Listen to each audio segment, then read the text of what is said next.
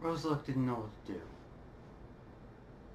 She sat there, actually laid on her back, dumbfounded. This thing came to her aid.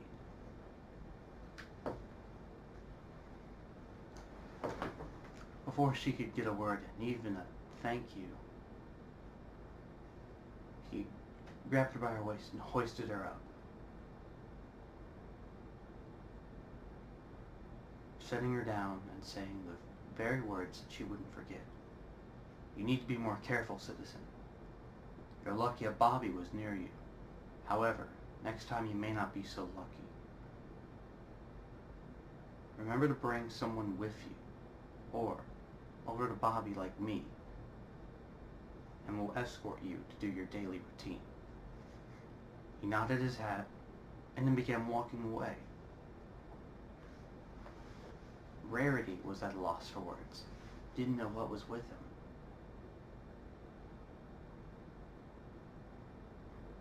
Roseluck followed after him, as Rarity decided to go tell Twilight what just happened. Roseluck trotted right beside him and said, Excuse me, Mr. Bobby?" He immediately turned, head held high, but looking down at her, and said, "Yes, citizen. I'd like to thank you for saving my life." He said, "No thanks is necessary. I'm here to serve you, citizen. I'm here to serve for the greater good, citizen. And even if I lose my life, I had served for the greater good, citizen. Everyone must play their part, even you, citizen, if you wish to keep Ponyville safe, citizen." He turned around and marched off. But she kept following. "I want to give you this." He turned and said, "Citizen, there is no need for a gift." She then said, "Could you please kneel?" He didn't know why, but he knelt for her. She then took a rose and put it in the front pocket of his trench coat.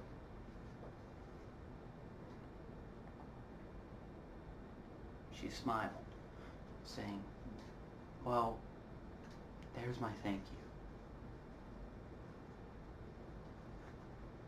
Anyway, I'll see you later, Mr. Bobby," as she trotted off. He didn't know why, but he felt a warmth circle around his heart. He felt something circle in his heart. He felt butterflies in his stomach. He shook it off like it was nothing and began walking. Back at Twilight's, where things got interesting, to say the least.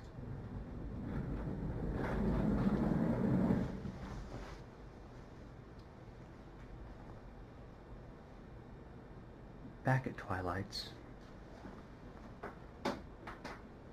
was where she requested to interview him, which he generously accepted. Alright, so that seems to be working. "Tell me, Mr. Bobby, what do you do?" He holds his head up high, saying, "I'm a policeman." "Right, and, where did you live?" "I lived in UnLondon. My service to people." "Where is UnLondon?" "I don't know." She decided to mark that off as it's a possibility that he's an alien. There's two different types, in her opinion. Aliens that have yet to be discovered in this current world, and ones that are from different planets or dimensions.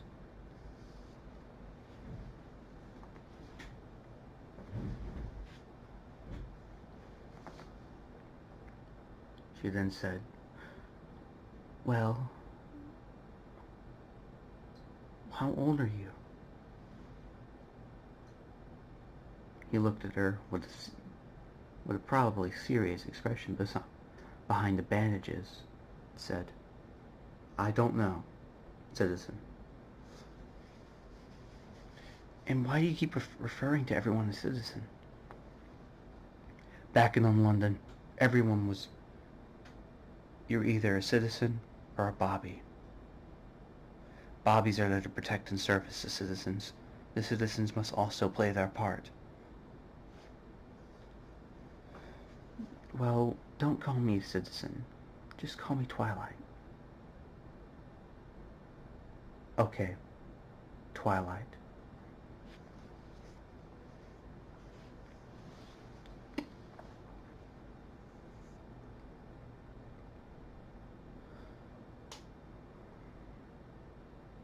"Why do you wear bandages around your face?"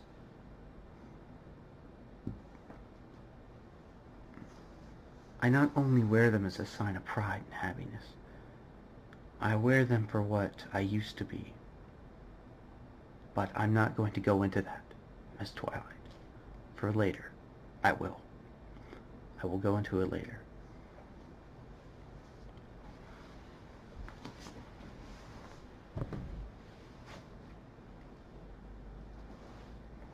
To this she frowned slightly, but didn't push any further on the subject.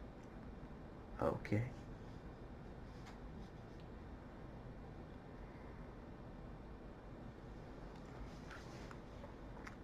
"So you integrated yourself into our society and just began protecting us. Is there any reason why?" He looked at her and says, "'Cause it's all I've known, Twilight. I only know how to service.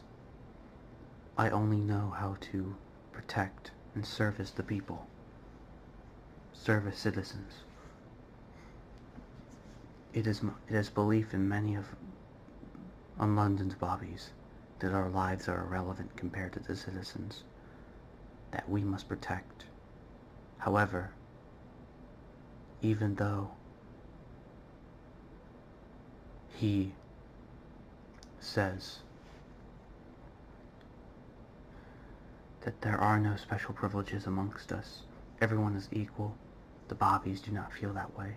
They feel the citizens are the most important."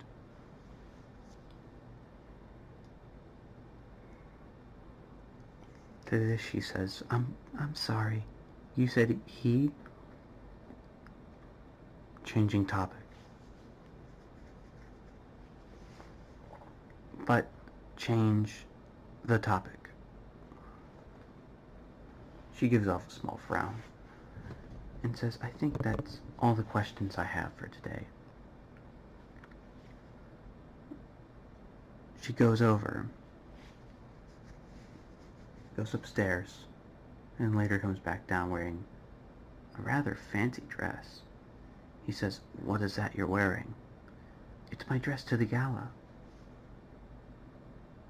I'm assuming a gala is where the more richer forms in our society gather. Correct? "Why, yes." "And are you going?" "Yes." "With your friends?" Yes, Bobby. I'm going with my friends, and I'm going." "Then I'm going with you." "What?" "I am going with you regardless whether you like it or not. I cannot leave you. Your safety may or may not be jeopardized."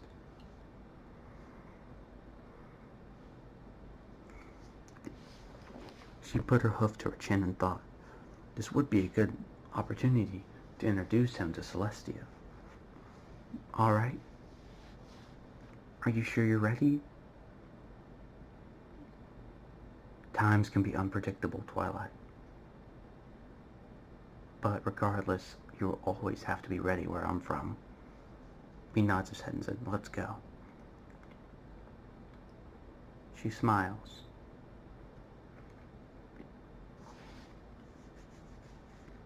This time, a chariot wasn't coming to pick them up. All the girls gathered in the room before anyone could say any word. Twilight, out of her excitement, teleported all of them, including Bobby. They were in the front of the gala, and immediately many of the nobles and richer ones stared at this towering beast.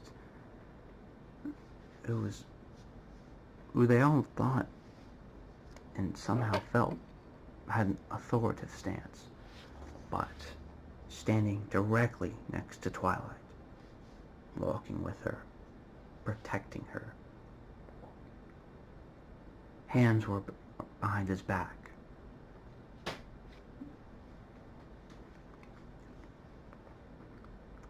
When they walked inside,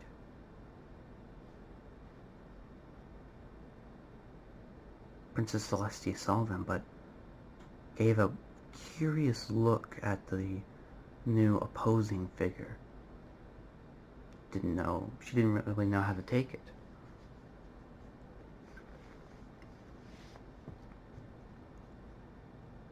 The others branched off, but Bobby and Twilight stayed together, walking up to her. Twilight said, "Princess Celestia." She came over and hugged her. She said, "My faithful student, Twilight." "And who is this you've brought?" "Oh, this is Bobby. He's the town policeman." So he says. However, he may as well be, since he's done a lot. He saved one of the elements, and he saved a few citizens of Ponyville. She shook her head. Now the whole citizen stuff was wearing off on her.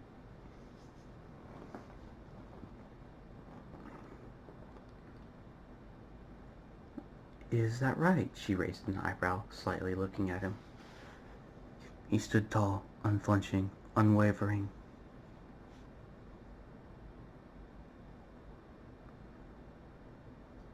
"Well, my name is Princess Celestia. What's your name?" she said, raising out her hoof.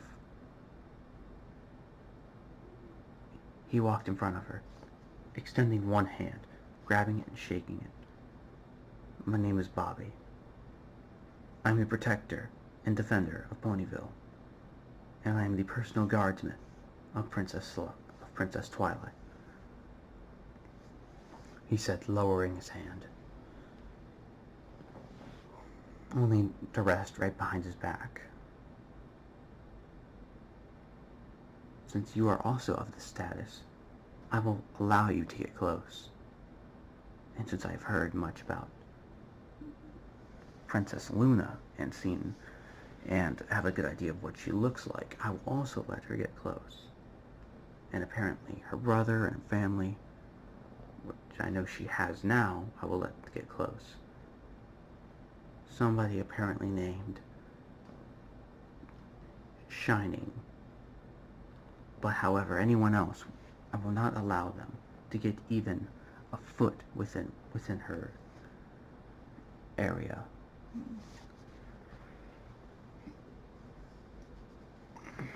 "Why is this?" she said, out of curiosity. He simply stated, "Well, it is simply because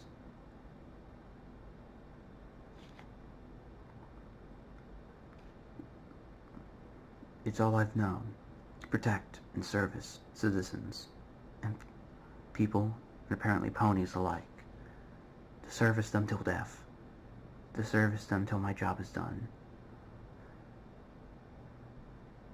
For in UnLondon, we will rise phoenix-like from the ash above, to show the hellish monsters we will not back down. Our wings will spread across the earth, wrapping it.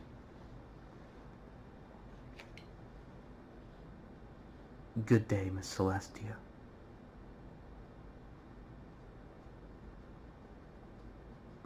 The party went on fairly well.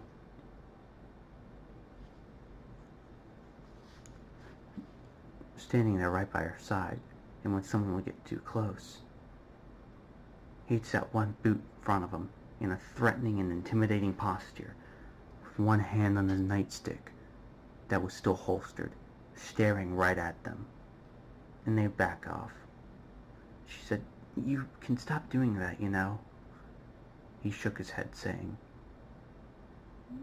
"I must protect you. You are a leader, an important figure, and apparently the element that you told me about represents a very low significance. If you were to be lost, well, Equestria, Ponyville would be jeopardized."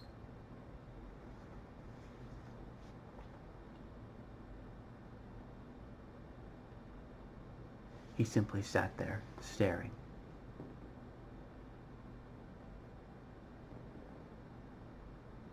Until three figures approached at once.